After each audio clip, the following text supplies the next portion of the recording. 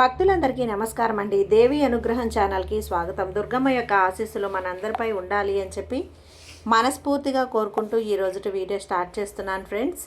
ఇక ఈరోజు వీడియోలో మనం చూడబోయేది ఏంటి అంటే, బిడ్డ నీ కోరిక తీరలేదని నువ్వు కోపంగా ఉన్నావట.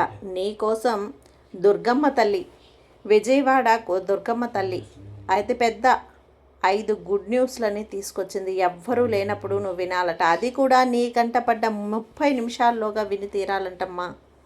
నిర్లక్ష్యం చేస్తే మాత్రం తర్వాత నువ్వు ఎంత పిలిచినా కూడా అమ్మ పలకదట. జాగ్రత్త, నిర్లక్ష్యం చేయకు, అశ్రద్ధతో అస్సలు ఉండకు తల్లి. ఎందుకంటే సాక్షాత్తు ఆదిశక్తి అయినటువంటి దుర్గమ్మ తల్లే నీ ఇంటికి తరలి వస్తుంది, కదలి వస్తుంది. నీ కోరిక తీరలేదని చెప్పి నువ్వు బాధపడాల్సిన అవసరం లేదమ్మా. కోపంతోనో నువ్వు కొంచెం ఈర్ష్యతోనో కాకపోతే నిట్టూర్పుతోనో ఉండాల్సిన అవసరం లేదు. నీ కోసం 5 శుభవార్తలను తీసుకొచ్చి నీ దోసిట్లో నింపబోతుంది. అందుకే జాగ్రత్తగా విని తీరాలి బిడ్డ అని చెప్పి ఇలాంటి ఒక శుభవార్తలు అనేది నీ కోసం ఖచ్చితంగా తీసుకొని వచ్చింది బిడ్డ. విను. ఎందుకంటే సాక్షాత్తు ఆదిపరాశక్తి అయినటువంటి దుర్గమ్మ తల్లి రావటం అంటే అవి మాటలా? ఎన్ని జన్మల పుణ్యం ఉంటేనో ఈ అదృష్టం, ఈ అవకాశాన్ని అసలు వదులుకోకు. జాగ్రత్త బిడ్డ అంటూ దుర్గమ్మ మన కోసం తీసుకొచ్చిన ఈ సందేశాన్ని వినే ముందుగా మన ఛానల్ని ఫస్ట్ టైం చూస్తున్నట్లయితే ప్లీజ్ సబ్స్క్రైబ్ చేసుకోండి ఫ్రెండ్స్. వీడియో నచ్చితే కనుక లైక్ చేసి సపోర్ట్ చేయండి. ఇక వీడియోలోకి వెళ్ళబోయే ముందుగా ఒక్కసారి మనకు బాగా తెలిసినటువంటి గురువుగారండి శ్రీ వారాహి అమ్మవారి జ్యోతిష్యాలయంలో జ్యోతిష్యం చెప్తున్నారు గురూజీ సుబ్రహ్మణ్యం రాజు గారు. Contact number 9989794560. ఈ గురువుగారు ఎలాంటి సమస్యనైనా సరే ఫోన్లోనే పరిష్కరించేస్తారు. నమ్మకంతో కాల్ చేయండి. నెంబర్ 1 స్త్రీ పురుష వశీకరణ స్పెషలిస్ట్. భార్యాభర్తల మధ్య కలహాలు రావటం, ప్రేమించుకున్న వాళ్ళు దూరం అవ్వటం, మనశ్శాంతి లేకపోవటం, శత్రుపీడ, నరకోశ, నాగదోషం, శత్రు ప్రయోగాలు, ఆరోగ్య సమస్యలు, ఆర్థిక సమస్యలు, కుటుంబ సమస్యలు, మానసిక సమస్యలు మరియు ఎటువంటి సమస్యలనైనా సరే శాశ్వతమైన పరిష్కారాన్ని అందిస్తారు గురూజీ సుబ్రహ్మణ్యం రాజు గారు. Contact number 9989794560. నమ్మకంతో కాల్ చేయండి. జై వారాహి అమ్మ. ఇక వీడియోలోకి వచ్చేస్తే, బిడ్డ ఏదో కోరిక తీరలేదని బాధపడుతున్నావట, మళ్ళీ కోపంతో ఉన్నావట. భగవంతుడు కూడా నన్ను వదిలేశాడు, నా చెయ్యి వదిలేశాడు అని చెప్పి నువ్వు దైవాన్ని కూడా దూషిస్తున్నావట. ఆ కోరిక తీరలేదని ఎంతో బాధపడుతూ ఉన్నావట. సాక్షాత్తు నీ బాధ చూడలేక ఆ దుర్గమ్మ తల్లి 5 పెద్ద శుభవార్తలను నీకోసం అందించబోతోంది. సాక్షాత్తు ఆ ఇంద్రకీలాద్రి నుంచి అమ్మ అందివ్వబోతోంది. అయితే నీకు తీరని కోరికలు ఎందుకు మిగిలిపోయాయి, ఎందుకు బాధపడుతున్నావంటే నువ్వు సరిదిద్దుకోవాల్సిన తప్పులు కూడా కొన్ని ఉన్నాయమ్మా. బిడ్డ నువ్వు మార్చుకోవాల్సిన నీ లక్షణాలు, గుణాలు కూడా చాలా ఉన్నాయి. ముందుగా అవేంటో చెప్పి ఆ తర్వాత అమ్మ నీకు అందించబోయేటువంటి ఆ శుభవార్తలు ఏంటో చెప్తాను, జాగ్రత్తగా విను. అయితే ఎవ్వరూ లేనప్పుడు మాత్రమే, రహస్యంగా ఒంటరిగా మాత్రమే, చుట్టూ ఎవరూ లేనప్పుడు మాత్రమే నువ్వు ఈ సందేశాన్ని వినాల్సి ఉంటుంది, చూడాల్సి ఉంటుంది. ఎందుకు ఈ దుర్గమ్మ ఇలా హెచ్చరిస్తోంది అన్నది ఆ తర్వాత నీకే తెలుస్తుంది. కాబట్టి జాగ్రత్త. మరో 5 రోజుల్లో నీకు అతిపెద్ద 5 శుభవార్తలు అనేటివి నీ చెవున పడబోతున్నాయి, నీ కంట పడబోతున్నాయి. జాగ్రత్త. వాటిని నువ్వు అందుకో బిడ్డ. ఏమాత్రం కూడా నిర్లక్ష్యం చేయకు. ముందుగా నువ్వు తెలుసుకోవాల్సినటువంటి తప్పులేంటో, సరిదిద్దుకోవాల్సిన పొరపాట్లు ఏంటో చెప్తాను. వాటిని సరిదిద్దుకున్నావు అంటే గనక ఇక నీ జీవితం అద్భుతంగా ఉంటుంది. ఇక నువ్వు ఎలా ఉంటావు, నీ మనస్తత్వం ఎలా ఉంటుంది అంటే నువ్వు నలుగురితో కూడా చాలా బాగా నడుచుకుంటావు. అంటే నీకు చెప్పాలి తల్లి, అవి ఈరోజు అన్నీ కూడా నీకు చెప్పబోతున్నాను. నువ్వు చేస్తున్నటువంటి తప్పులేంటో, పొరపాట్లు ఏంటో, ఎక్కడ సరిదిద్దుకోవాలో ప్రతి ఒక్కటి కూడా నీకు అర్థమైపోతుంది. ఒక్కొక్కసారి ఎలా ఉంటావు అంటే నీ మనసులో ఉన్న విషయాలను అసలు బయట పెట్టవు. ఇతరుల విషయాలైనా సరే గోప్యంగా ఉంచుతావు. అంటే ఒక గూఢాచారి సమాచారానికి చక్కగా పనికొస్తావు బిడ్డ నువ్వు. ఎందుకంటే గనక ఏదైనా సరే గుట్టు రాబట్టాలి అంటే దిట్టంగా రాబడతావు. అంత తెలివి, అంత అబద్ధాలు చెప్పాలి అంటే నీ దగ్గర చాలా కష్టమమ్మా. ఇతరులు చెప్పే విషయంలో కూడా నిజ నిజాలను తేలిగ్గా పసిగట్టేస్తావు. ఎవరైనా అబద్ధం చెప్తే ఇట్టే నువ్వు కనుక్కునేస్తావు. అబద్ధం చెప్తున్నారు అని పసిగడతావు. అంతటి తెలివితేటలు నీకుంటాయి. కానీ సిద్ధాంతాలు చెప్తున్నారు అని పసిగట్టావు అంతటి అయితే నీకు కాదు తల్లి. దృఢ సంకల్పం, జీవితంలో రోజుకు ఒక్కసారి మార్చుకునే ఆ పరిస్థితి మంచి స్థితికి రావడానికి చాలా కష్టపడతావు. నీకు మంచితనం పట్టుదల అధికంగా ఉంటుంది. కానీ చివరికి అంటే చాలా కోపం కూడా ఎక్కువగానే చెప్పుకోవచ్చమ్మా. దీనివల్ల అనేక మంది శత్రువులు తయారవుతున్నారు తల్లి. ఎందుకంటే ఎక్కువగా కోపం ఉంటుంది కనుక. అలాంటి కోపం అనేది ఉన్నవారు ఎదుటి వారికి కొంచెం శత్రువులుగా పెరుగుతారు. శత్రుత్వం పెరుగుతుంది. నీకు కోపం ఒక్కసారి వచ్చింది అంటే తారా స్థాయికి వెళ్ళిపోతుంది. తారా స్థాయిలో ఉంటుంది. కాబట్టి నీతో జాగ్రత్తగా ఉండాలి. నీతో ఉన్నవాళ్ళు కోపం వచ్చే పనులు ఏవి కూడా చేయటానికి వాళ్ళు ప్రయత్నించాలి.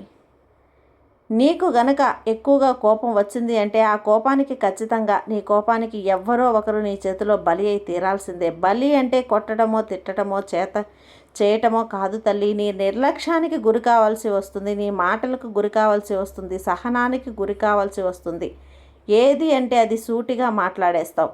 ఈ మాటలు విని మనసు గాయపరుచుకోవటం కంటే కూడా వీరికి కోపం తెప్పించకుండా ఉంటేనే మేలు ఆలోచన కూడా నీ కుటుంబ సభ్యులకు నీతో ఉన్నవాళ్ళు ప్రతి ఒక్కటి ఉంటుంది తల్లి. అందుకే నీకు కోపం తెప్పించకుండా ఉండటానికే ప్రయత్నిస్తూ ఉంటారు. కోపం వచ్చే పనులు చేయకుండా ఉండటానికి ప్రయత్నిస్తూ ఉంటారు. అయితే ఎంత కోపం వచ్చే పనులు చేసినప్పటికీ కూడా అది కాసేపే. ఎలా తాటాకు మంటల అలా బగ్గున రాజేసుకొని చప్పున ఆరిపోతుంది. ఆ క్షణం ఉంటుంది చూసావా, ఆ కాసేపు అల్లకల్లోలం సృష్టించేస్తావు. అందుకే నిన్ను బోలాశంకరుడు అని కూడా అనుకోవచ్చు తల్లి. ఎందుకంటే బోలాశంకరుడికి కోపం ఎలా వస్తుందో అలాగే అంతకంటే ఎక్కువగా ఏదైనా సరే నువ్వు భక్తితో కోరావు అంటే చక్కగా అడిగినవన్నీ కూడా క్షణాల్లో అమర్చేస్తాడు. ఆ దుర్గమ్మ తల్లి అంటే బోలాశంకరుడు కోపం వస్తే కోపంతో పొంగిపోతాడు. ప్రేమ అలాగే అని చెప్పచ్చు. ఎవరైనా తప్పు చేస్తే బోలాశంకరుణ్ణి నన్ను తప్పైపోయింది, నన్ను కరుణించు అని శరణు కోరమంటే వెంటనే అనుగ్రహించేసి కోరికలు తీర్చేస్తాడు. అలా అని నువ్వు ఏంటంటే నా తప్పు మన్నించు, నేను తెలిసి చేసిన ఇలా అయితే ఎవరైతే అడుగుతారో వెంటనే వారిని క్షమించేస్తావు. అన్నీ కూడా మర్చిపోతావు. దయచేసి నన్ను క్షమించు అని ఎప్పుడైతే వాళ్ళు అడుగుతారో వేడుకుంటారో ఇక అప్పుడు వెంటనే జాలి దయ వెంటనే కరిగిపోయి వారిపై అనుగ్రహం అన్నది చూపిస్తావు బిడ్డ.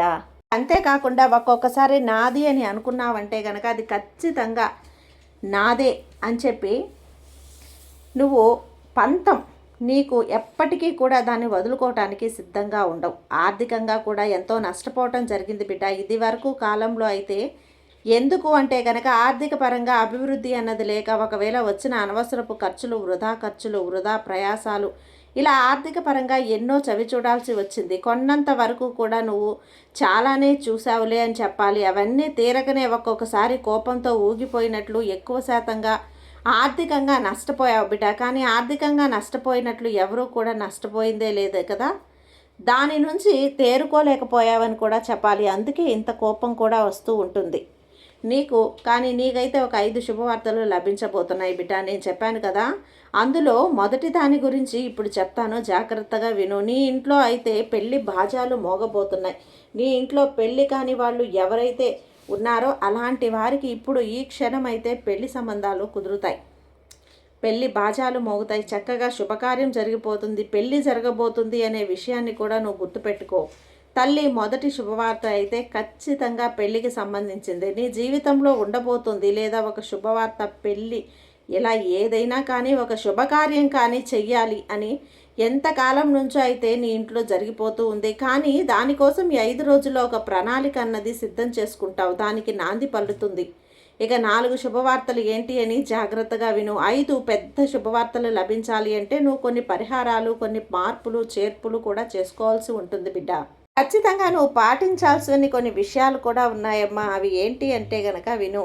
ఇక అంతేకాకుండా ఈ 5 రోజుల్లో నీకు 5 పెద్ద శుభవార్తలు, 5 పెద్ద న్యూస్ అంటే ఆ వార్తలు అనేటివి లభించబోతున్నాయి. కాబట్టి వదులుకోకుండా జాగ్రత్తగా చూడు. ఎందుకంటే కనుక ఇక్కడ నుండి ఎవ్వరూ లేనప్పుడు మాత్రమే చూడు బిడ్డ.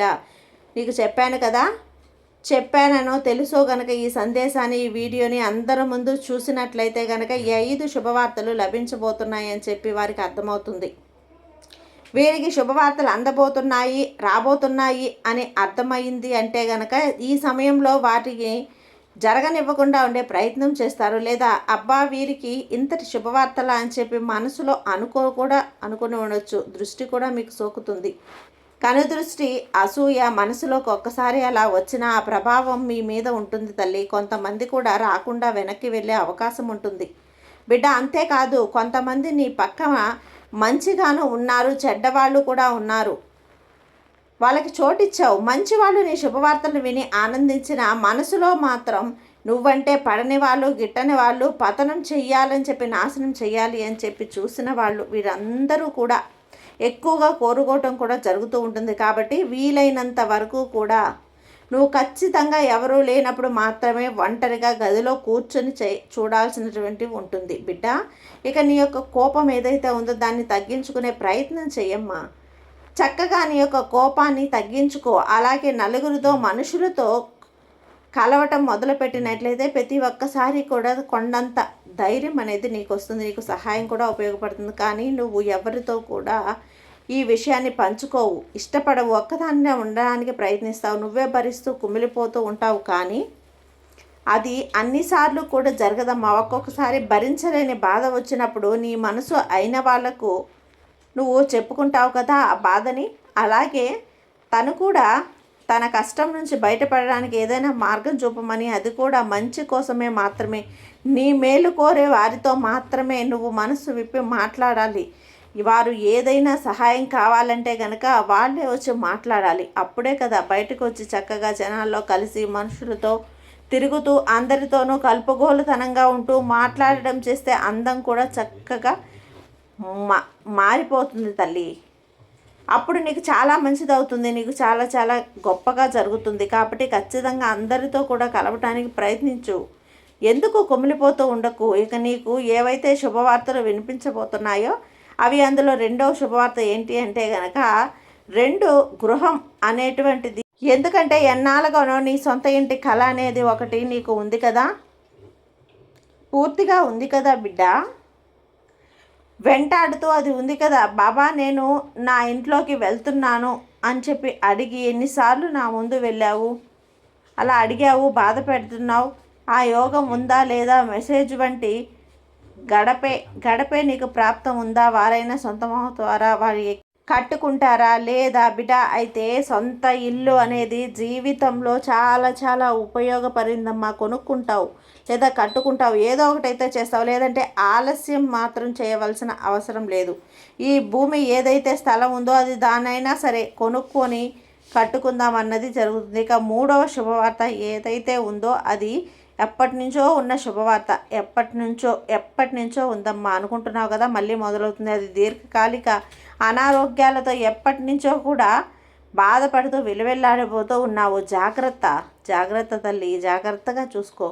ఈ సాయి మీద నమ్మకం ఉంది కదా, ఈ నమ్మకంతో అంతా మంచిగా జరుగుతుంది. ఈ సాయి నీకు తోడుగా ఉండగా నీకు భయం ఎందుకు చెప్పు. సర్వేజన సుఖినో భవంతు. జై దుర్గమ్మ.